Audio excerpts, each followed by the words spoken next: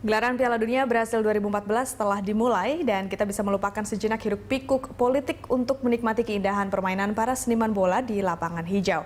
Penyelenggaraan Piala Dunia setiap 4 tahun sekali selalu mampu menyedot perhatian atau menyihir masyarakat di seluruh dunia.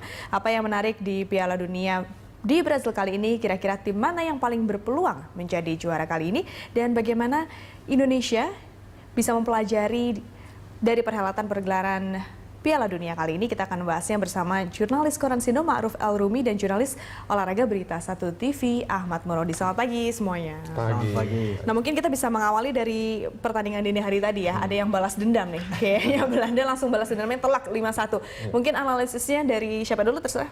Mas Ma'ruf, boleh? Mas Ma'ruf. Ya, salah satu kejutan awal ketika Spanyol ternyata dikalahkan oleh Belanda dengan skor 1-5. Ketika kita bicara skor 1-5 adalah sesuatu yang luar biasa. Ini menjadi salah satu sejarah baru minimal sejak tahun 60-an di mana Spanyol kalah dengan skor telak. Benar bahwa ini dikatakan sebagai sebuah balas dendam, tapi saya katakan bahwa balas dendamnya berbeda. Ini baru babak penyisihan, sementara kekalahan Belanda terjadi ketika di babak final. Jadi ininya berbeda, situasi kemudian siklusnya berbeda. Spanyol menang mereka juara, Belanda menang belum tentu juara. Ini yang membedakan.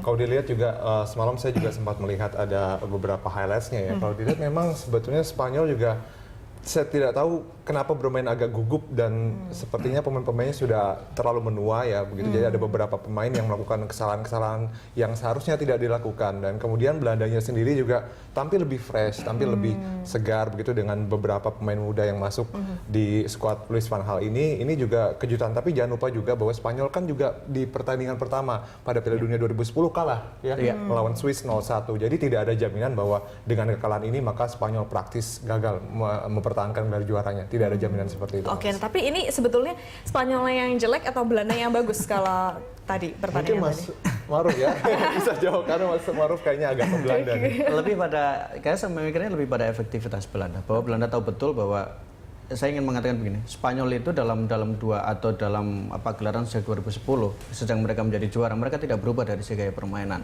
Artinya bahwa mereka tetap bermain dengan gaya tiki taka. Siapapun pemainnya yang ada, mereka memaksakan untuk gaya tiki taka. Nah, kalau kita bicara gaya tiki taka, maka salah satu referensinya adalah Barcelona. Saya ingin menarik dulu ke level klub. Barcelona di tahun ini tidak lagi terlalu dominan. Mereka sudah Madrid bisa mengalahkan. Atletico Madrid tidak bisa dikalahkan oleh Barcelona. Kemudian di level Eropa, di level domestik, Barcelona juga tidak mendapatkan apa-apa. Sudah terbaca begitu sudah maksudnya? Terbaca, saya katakan bagaimana kemudian ketika Barcelona begitu dominan, timnas Spanyol menjadi dominan. Tapi begitu Barcelona tidak dominan dengan trademarknya tiki taka, maka itu terlihat betul dalam pertandingan tadi dini hari tadi.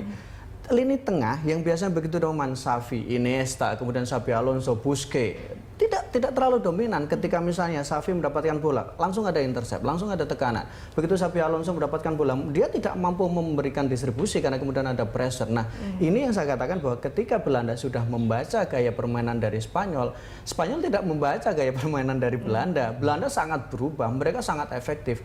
Dua pemain yang saya pikir tampil luar biasa adalah Arjen Robben, kemudian Van Persie. Di luar gol yang sangat efektif, tapi itu juga 5 gol yang semuanya ada sebuah skill luar biasa. Robben sprint 2 kali dia menang dan dia mengelabui seorang Iker Casillas yang membawa Madrid juara Liga Champions. Kemudian Van Persie dengan gol terbangnya, salah satu teman saya mengatakan bahwa ini seperti gol Soccer Solon karena kemudian terbang dan beda heading dan bisa mencetak gol. Oke, nah kalau dari Dodi sendiri seperti apa melihatnya? Apa sih sebenarnya kunci kemenangan Belanda kemarin? Apakah karena pemainnya muda-muda seperti kayak ada pembaruan seperti itu di timnya? Mungkin ada unsur arogan ya dari Spanyol juga karena biar bagaimanapun mereka adalah juara dunia, saya harus bermain dengan gaya saya sendiri. Saya tidak peduli bagaimana Anda bermain. Nah, ini yang menjadi bumerang, backfire rupanya buat skuad Vicente Del Bosque. Bagaimanapun mereka tetap bermain dengan gaya tiki taka. Mereka yakin bahwa ya seperti tadi kata Mas Ma'ruf ya, bahwa sebetulnya tiki taka ini sudah ada antidotnya gitu. Sudah ada vaksinnya. Artinya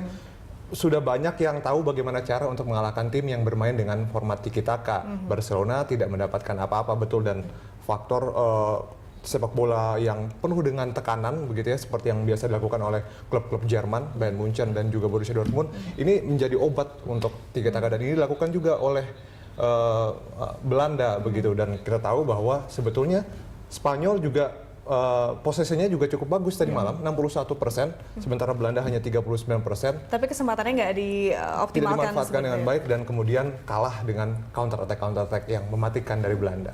Gitu. Oke, nah ini baru 2 hari ya Piala Dunia berlangsung, tapi sudah ada kejutan seperti ini. Kira-kira nanti ke depannya apa nih permainan yang game yang ditunggu-tunggu, yang akan sangat menarik untuk disaksikan? Ya, kalau kita bicara game tentu finalnya. Tetapi kalau kita bicara babak penyisian grup, ini tentu adalah hari ini, dini hari nanti ada Inggris melawan Italia. Saya pikir itu menjadi salah satu. Ada dendam juga, dendam di Piala Eropa 2012, di mana Inggris disingkirkan oleh Italia lewat tendangan adu penalti, satu tendangan Panenka dari seorang Andrea Pirlo, dan itu tidak akan dilupakan oleh Inggris. Saya mencatat ada 2 hal sebenarnya yang tidak bisa dilupakan Inggris. Pertama adalah ketika gol tangan Tuhan Diego Maradona, yang kedua adalah gol Panenka yang dilakukan oleh Andrea Pirlo. Itu ada dendam tersendiri. Dan kalau kita bicara bahwa bagaimana prospek ke depan, ada sebuah analisis menarik bahwa kalau kita bicara Piala Dunia, kita tidak bisa membandingkan dengan misalnya Olimpiade. Bahwa di Piala Dunia Anda tidak bisa membelinya dengan uang. Artinya apa? Bahwa di Piala Dunia tekanannya sangat berbeda, bahwa tim dengan materi pemain bintang tidak jaminan bahwa dia akan menjadi juara. Taruh Yunani, tidak ada yang terkenal ketika di Piala Eropa, tapi mereka menjadi juara. Inggris misalnya, siapa yang tidak kenal daftar pemain Inggris, tapi mereka juara terakhir tahun 1966. Kemudian Spanyol sempat tidak diduga, 2010 mereka menjadi juara. Dan ada juga yang mengatakan bahwa salah satu kenapa kemudian menjadi bukti bahwa ini kejutan, bahwa tim yang menjadi juara Piala Dunia biasanya kalau dari Eropa mereka sangat susah untuk menjadi juara Eropa, dan sangat jarang tim yang bisa back to back juara. Dan ini yang saya katakan salah satu yang kita tunggu adalah apakah kemudian Spanyol setelah kalah perdana mereka bisa menjadi juara, atau kemudian Belanda yang tidak pernah juara setelah 3 kali final mereka bisa menjadi juara, atau kemudian Brasil yang menjadi tuan rumah bisa menjadi juara setelah mereka terakhir di 2002 mereka menjadi juara. Nah, kalau dari Dodi sendiri, ini apa sih yang paling, mungkin game apa yang paling ditunggu di penyisihan ini? Ya sama mungkin ya selain Spanyol melawan Belanda tentu Inggris lawan Italia, dan juga mungkin nanti ada Portugal melawan Jerman juga ya di grup G kalau tidak salah. Tapi yang saya ingin cermati sebetulnya adalah faktor dari 2 hari ini sudah ada beberapa kontroversi yang terjadi. Kalau Mas Ma'ruf juga mungkin Awis juga tahu bahwa kemarin di pembukaan Brasil melawan Kroasia ada beberapa kontroversi, salah satunya adalah gol Neymar ya yang menurut sebagian orang itu seharusnya tidak penalti, dan kemudian sempat ada protes bahwa ya sudahlah berikan saja pialanya kepada Brasil, kami pulang saja begitu.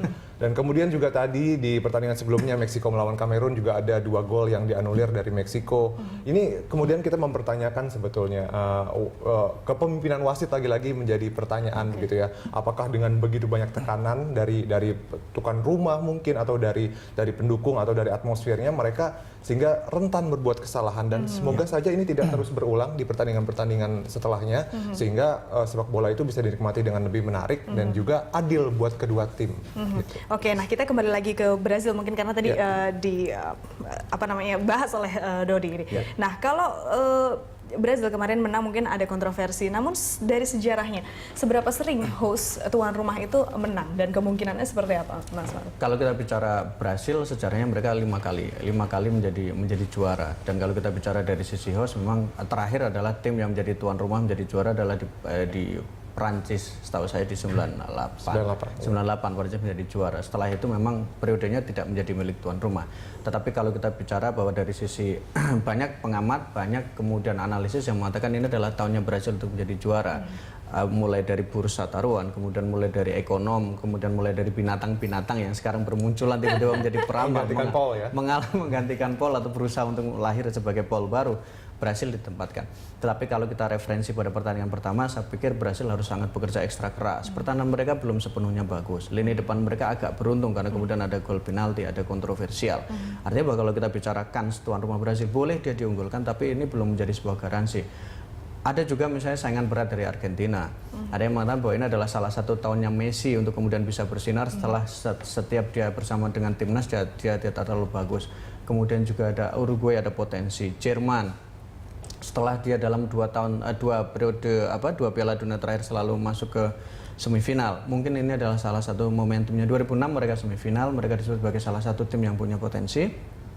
Kalau menurut Terenggiling juga Terenggiling Jerman juga. Itu dia bilang Jerman. Iya, Jerman. Artinya bahwa memang mulai ada siklus, tapi persoalannya adalah Jerman masih cenderung untuk mengandalkan seorang Klose yang pemainnya bisa dikatakan tua, tapi kemudian apakah mereka pemain muda mereka bisa konsisten? Karena saya ingin mengatakan bahwa Piala Dunia tidak bisa bicara siklus, Piala Dunia tidak bisa bicara step by step, tapi Piala Dunia lebih pada bicara hasil akhir dan kesiapan Anda di turnamen. Jadi kalau kemudian apakah Belanda di 2010 mereka kemudian finalis, kemudian tahun ini menjadi finalis, belum tentu juga. Apakah Jerman ketika di 2006 mereka menjadi semifinalis, tahun 2010 menjadi semifinalis, apakah kemudian mereka tahun ini kemudian menjadi juara, itu tidak bisa menjadi referensi. Tim yang tidak pernah diduga sebelumnya bisa saja membuat sebuah kejutan. Ini yang salah satu yang paling menarik di Piala Dunia.